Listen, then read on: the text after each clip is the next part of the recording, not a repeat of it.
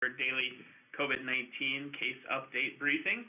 I'm here with Dr. Josh Clayton, State Epidemiologist, and Kim Malsom-Risden, Secretary of Health. We'll have Dr. Clayton give an overview of today's cases, and then we will take your questions. I'll turn things over to Dr. Clayton. Good morning, everyone. Today we're reporting out 67 new cases of COVID-19 in the state. This includes 8 new hospitalizations and 0 new deaths. We had 113 individuals newly recovered from COVID-19, and we had 1,688 new negative tests that have been performed, reflecting a large increase in negative testing results that have resulted from some of the mass testing events we've seen over the past week. In total, that means that we have 4,653 COVID-19 cases in the state. Of those, 1,075 are active infections, and 3,528 individuals have recovered from the disease. We have 106 individuals who are currently hospitalized and 50 total deaths. We have received 32,385 total negative tests so far. There are no updates for the community impact map. 4 cases by county. We have 18 in Beetle, 10 in Brown, 1 in Coddington, 1 in Davison, 1 in Grant, 1 in Hutchinson, 1 in Jackson, 1 in Gerald, 3 in Lincoln, 15 in Minnehaha, 6 in Pennington, 2 in Todd, and 7 in Union. For cases by age range, we have 4 in the 0 to 19 year age category, 17 in the 20 to 29 year age category, 8 in the 30 to 39 year age category, 13 in the 40 to 49 year age category, 17 in the 50 to 59 year age category, 4 in the 60 to 69 year age category, 2 in the 70 to 79 year age category, and 2 in the 80 and over category. For new cases by sex, we have 32 that are male and 35 that are female. All right, I'll go ahead and unmute our lines and we'll take your questions. Good morning, JP, KORN News Radio. Go ahead, JP. Thank you very much. Now, according to the current projections from the models, South Dakota could see the number of peak cases starting in mid to late June. My question is, how is the current mass testing at the nursing homes, assisted living, and eventually the congregate sites factor into those peak projections? So I think it's important to recognize that anytime that we are identifying additional cases, that is a very positive thing. So those mass testing events that are identifying cases do contribute to our overall burden due to COVID-19 in the state, and do help identify that potential upward trend of what we would expect if all counties in the state experience the same increasing level of transmission. The one thing that we do know is that as we're nearing that time in mid to latter part of June, the expectation is that, and the way this is playing out, is that not all counties do experience the same rise in cases at exactly the same time. So what we're going to see, I think, moving forward is a little bit more change in our overall focus. We have prepared for 5,000 hospital beds.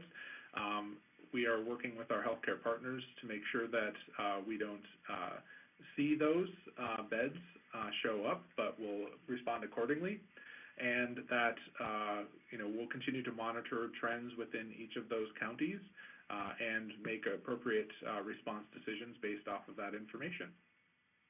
Thank you. Morgan. Go ahead, Morgan. We had a second driver in the public transit system test positive for COVID, and the public notice came from the city, not from the Department of Health. So our city is primarily responsible for those public notices going forward and not the state. So the State Department of Health did complete its investigation and identified that there was no specific risk to the general public, and so we did not issue a public notice. We do continue to do public notices and will continue to do public notices in the future. Okay, do we know anything about how many people were on the second driver's routes? Like, if there's no risk to the general public, did he have, like, no passengers, or how will the contact tracing work in this situation?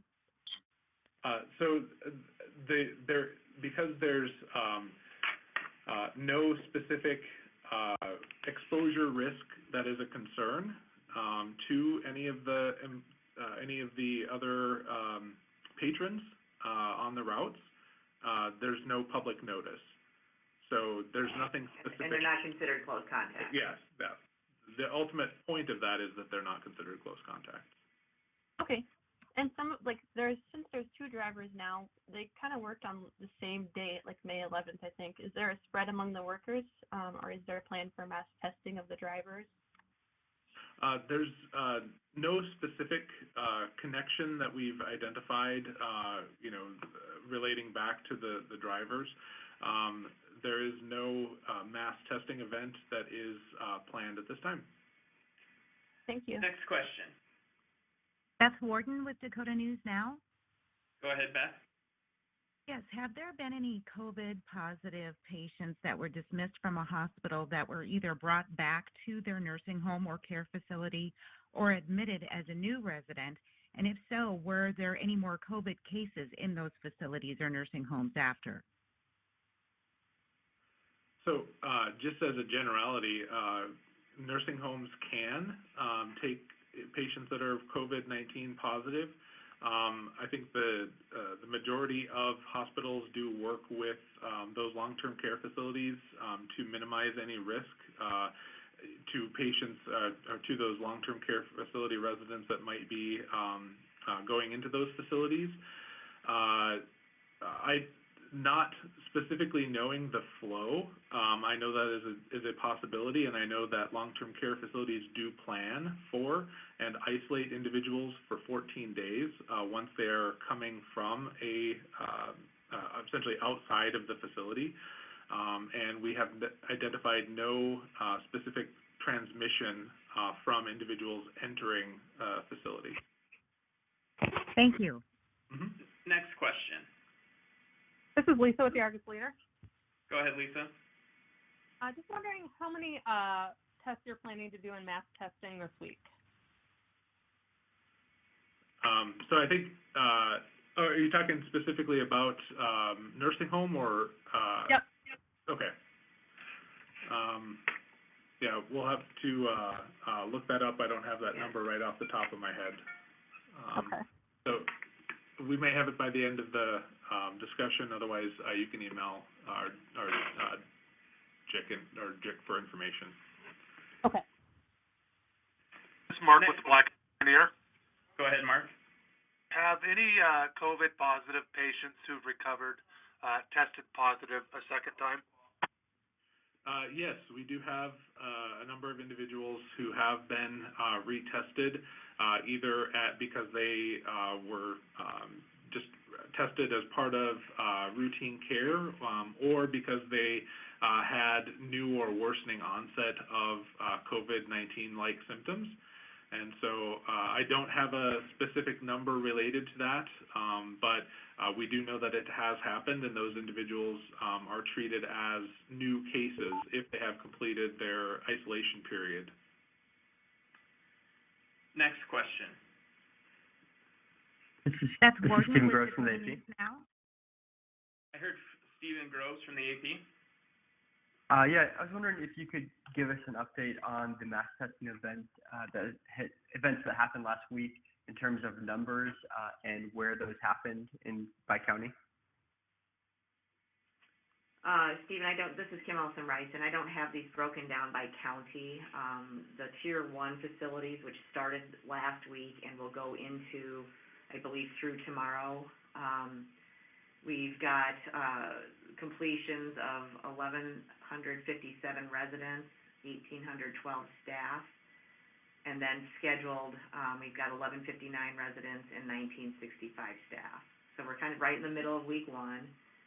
And by county, those are all in counties of where there's substantial community spread.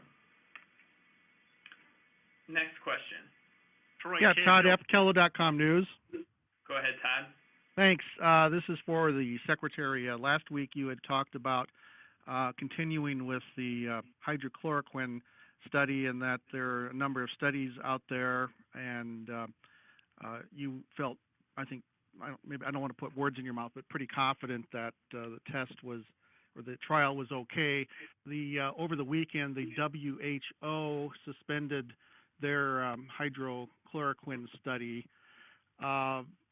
Does that give you pause? Do you think South Dakota should look at this once more when, you know, one of the biggest health organizations in the world says the trials were too dangerous for the participants? So Todd, yes, thank you for asking that. You know, the group that is working on this has been looking at every study that's come out, because that helps inform, you know, any new studies on this particular drug. And so I'm confident that they will look at the study from the WHO that just came out over the weekend, as well as all the other clinical trials involving hydroxychloroquine. That's how they, you know, developed the safety profile, and kind of some of the processes associated with the study in South Dakota was actually looking at those studies to try to mitigate for those risks. So I'm confident that they will look at those, and if they feel a change of course is necessary, then we'll be talking about that. Kim, what would it take, and maybe Dr. Clayton could comment on this too, what would it take, what kind of evidence would the hospitals in the state have to see before they would decide to pull the plug on the trial? Well, I think some of that depends on how comparable the trials actually are. And so looking at the patients that have been involved in the prior studies compared to the group that's intended to be studied here, the dosage, the combination of hydroxychloroquine with other drugs, which has been a common element of some of these other studies that you're reported out. So I think part of the answer to your question is how comparable are the studies to what is planned here.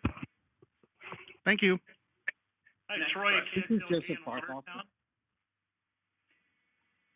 I heard Joe Barkoff. Yeah, thank you for taking my call. Good morning, y'all. So I had a quick question, follow up on what Dr. Clayton said about individuals having tested positive twice. In those cases, were PCR tests administered both times, or was it the RNA test the second time? And then, like, were they not tested in the middle? Because most of the papers and the research coming out says that, like, that shouldn't have happened. Was it just a freak accident? Are you going to be writing a paper on it? Like, what's the fault? Like, that needs to be followed up on, please. Thank you. So the information around testing is that those individuals did test positive. Now, because we do not have solid guidance on whether an individual can be reinfected in the short term with COVID-19, we are treating all subsequent detections after a person has completed their isolation period as new positive cases. So there's a whole litany of discussion points around what you're actually identifying using those viral RNA tests, whether that virus is viable or whether it is just fragmented RNA that is not able to cause infection.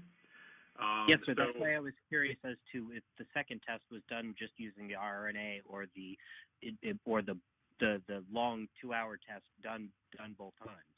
Yeah, so for all of our positives, people that we call positive cases, we are testing them using the viral RNA test.